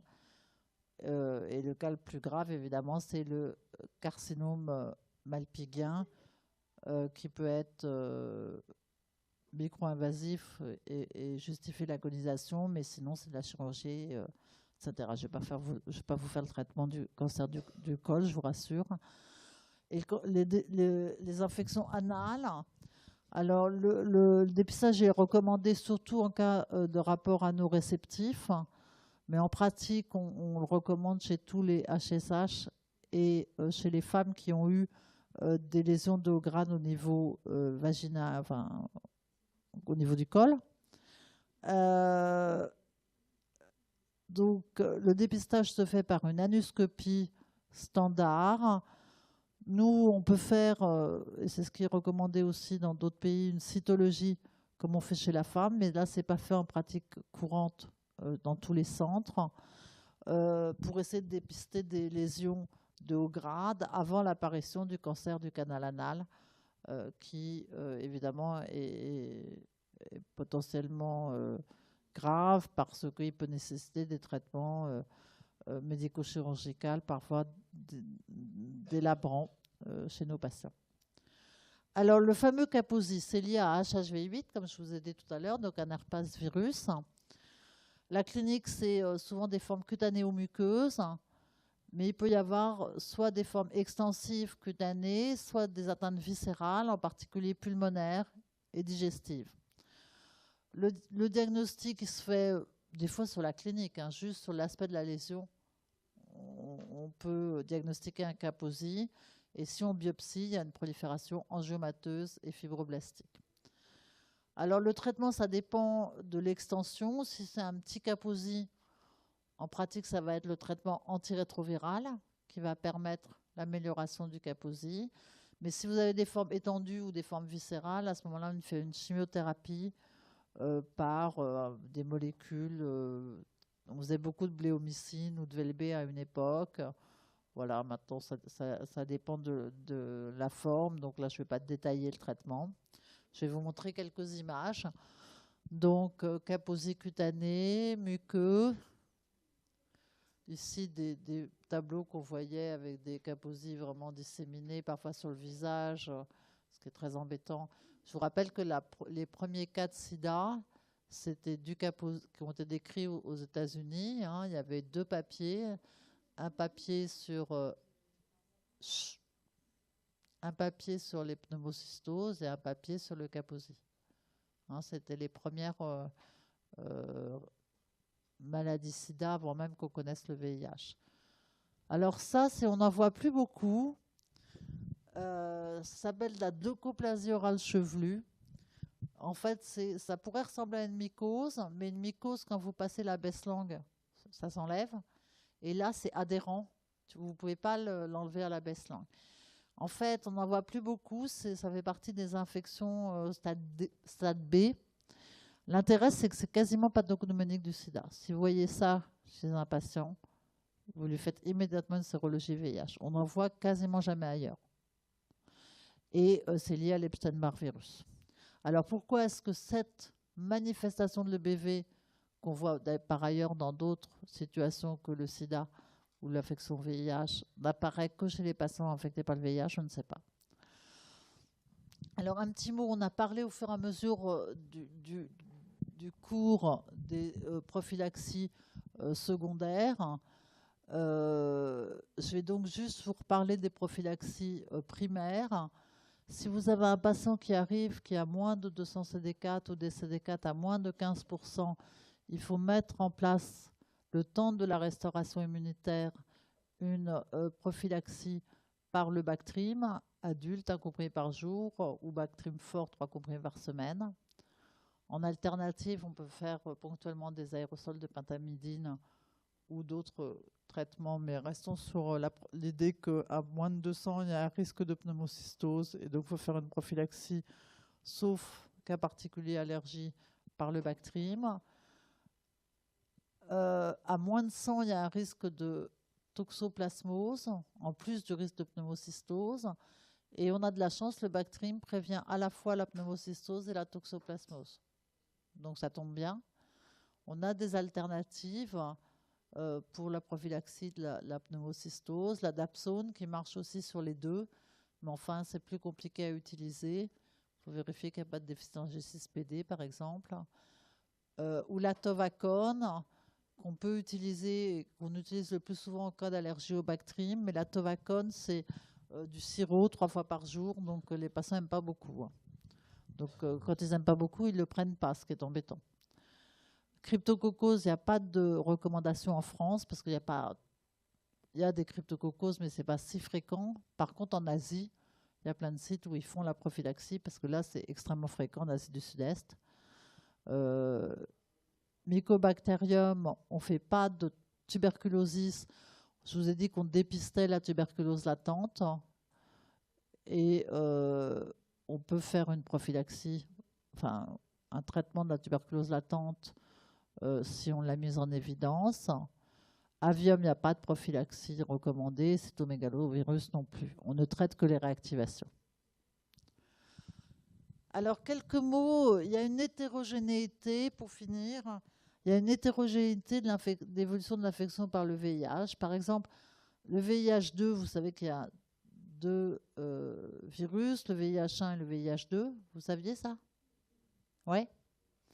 Donc le VIH2, il est beaucoup moins répandu. Il est en Afrique de l'Ouest et lusophone, donc dans les pays qui parlent portugais.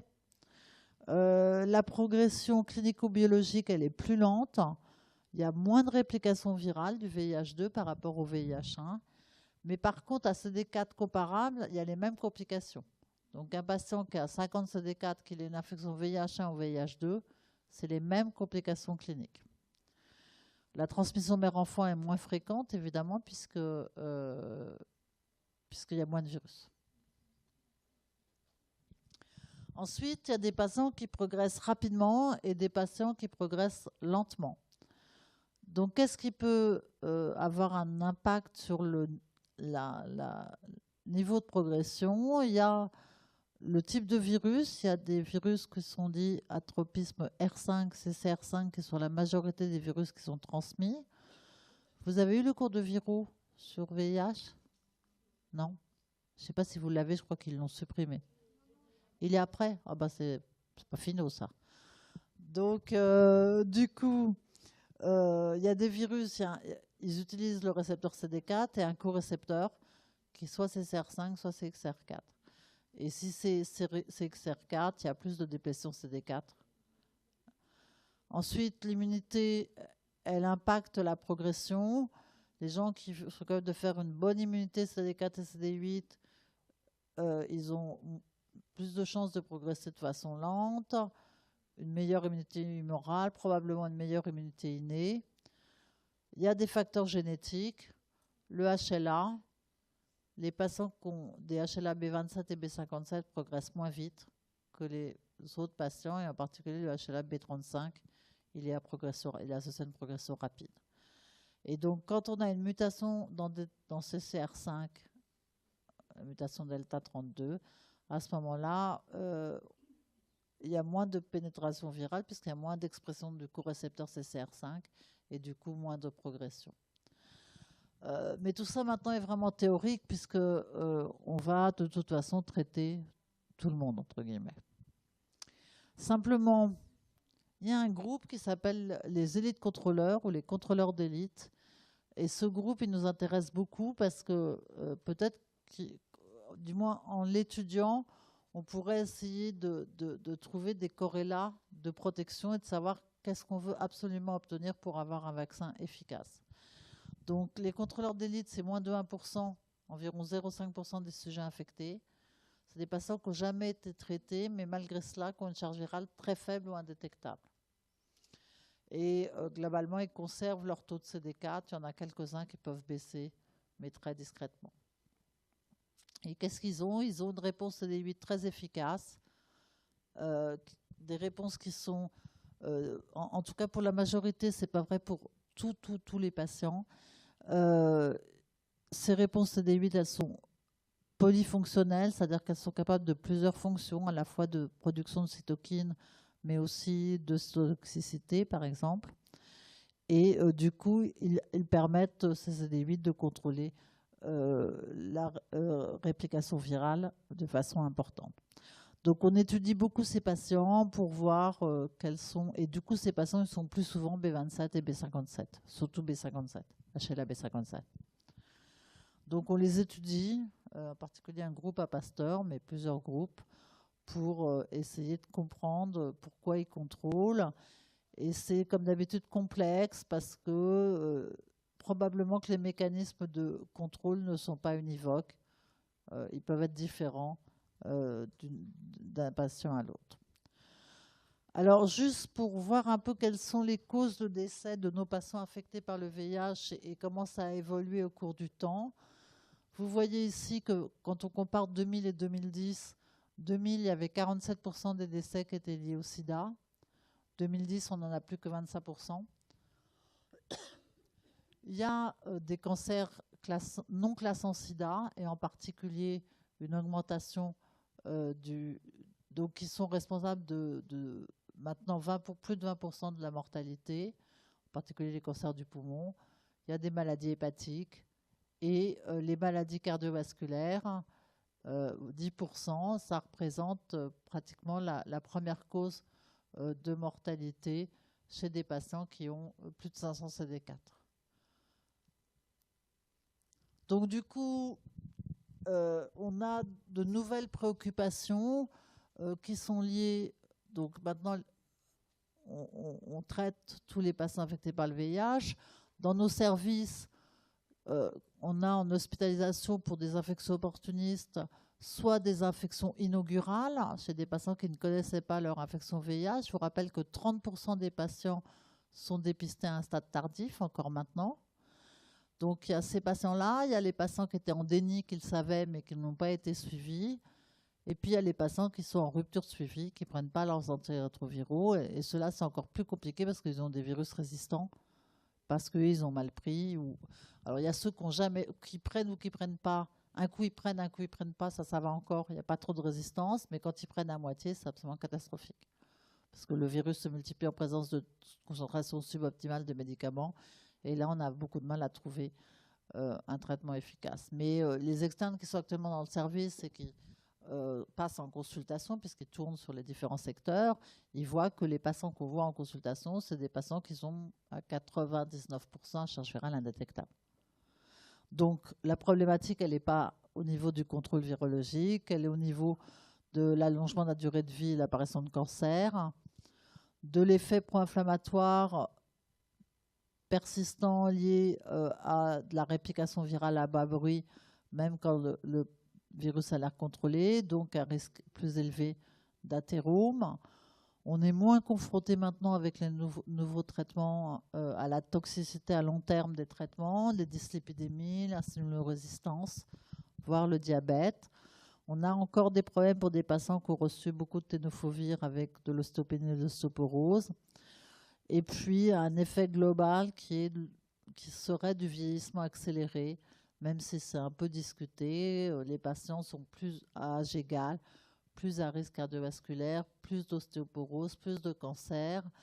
Après, c'est toujours un peu compliqué ces études parce que ça compare à une population générale qui est, même si elle a parié sur l'âge, entre guillemets, idéal, alors que nos patients, ils ont plus de facteurs de risque quand même, de facteurs de risque traditionnels, je veux dire le tabac, par exemple, que les patients contrôlent. Donc la résultante, c'est effectivement une présentation qui est maintenant profondément modifié de ce qu'on appelle la maladie VIH. Et c'est pour ça qu'on disait que la maladie VIH était transformée en maladie chronique. Les patients y viennent, ils prennent leur traitement antirétroviraux, ils sont contrôlés, mais ils posent tout un tas de problèmes qui sont de la prise en charge globale. Donc, néanmoins, l'histoire naturelle, comme vous l'avez vu, elle reste prévalente dans les pays en développement, mais aussi en France. Et c'est très important de connaître les manifestations cliniques du sida, car il y aura toujours du sida inaugural, donc au moment de la découverte de l'infection par le VIH. Et c'est important pour faire le diagnostic et le traitement adéquat des infections opportunistes qui peuvent survenir chez des patients dont on ne connaît pas avant qu'ils arrivent leur infection par le VIH. L'histoire, sinon, elle est profondément modifiée par les traitements antirétroviraux et elle est en perpétuelle évolution.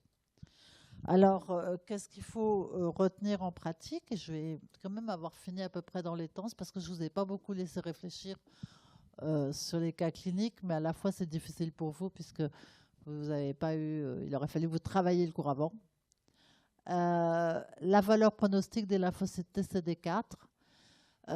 J'ai volontairement pas mis la charge virale parce que pendant très longtemps, et c'est vrai hein, que la charge virale est un marqueur prédictif indépendant des lymphocytes TCD4 de l'évolution vers le sida, mais c'est un marqueur indirect parce que ça impacte aussi les CD4, mais à CD4 identique, le patient qui a une charge virale élevée, il a plus de risque de progresser que le patient qui a une charge virale basse. Mais en fait, maintenant, on s'en fout un petit peu quand même, parce que comme on va traiter les patients, et la charge virale n'a aucun impact sur le fait qu'on va traiter. Ça peut avoir un impact sur les médicaments qu'on met. Parce qu'un patient qui a une charge virale très élevée, on ne peut pas lui mettre tous les médicaments. Par exemple, il y a des médicaments qui ont une activité intrinsèque qui est plus faible que d'autres, et donc on ne met pas à des patients qui ont des charges virales très élevées. Mais globalement, ce qui impacte le pronostic, c'est les CD4. Il y a encore trop de dépistage tardif, même en France, avec, vous l'avez vu, 30% de dépistage à un stade tardif, ce qu'on appelle les late présenteurs. C'est des patients qui se présentent à un stade tardif. Enfin, c'est la même chose. Vous avez compris que les lymphocytes T inférieurs à TCD4 inférieurs à 200, c'est le seuil de danger pour lequel il y a un risque d'infection opportuniste, donc pour lequel on met une prophylaxie, idéalement par le Bactrim, qui est obligatoire.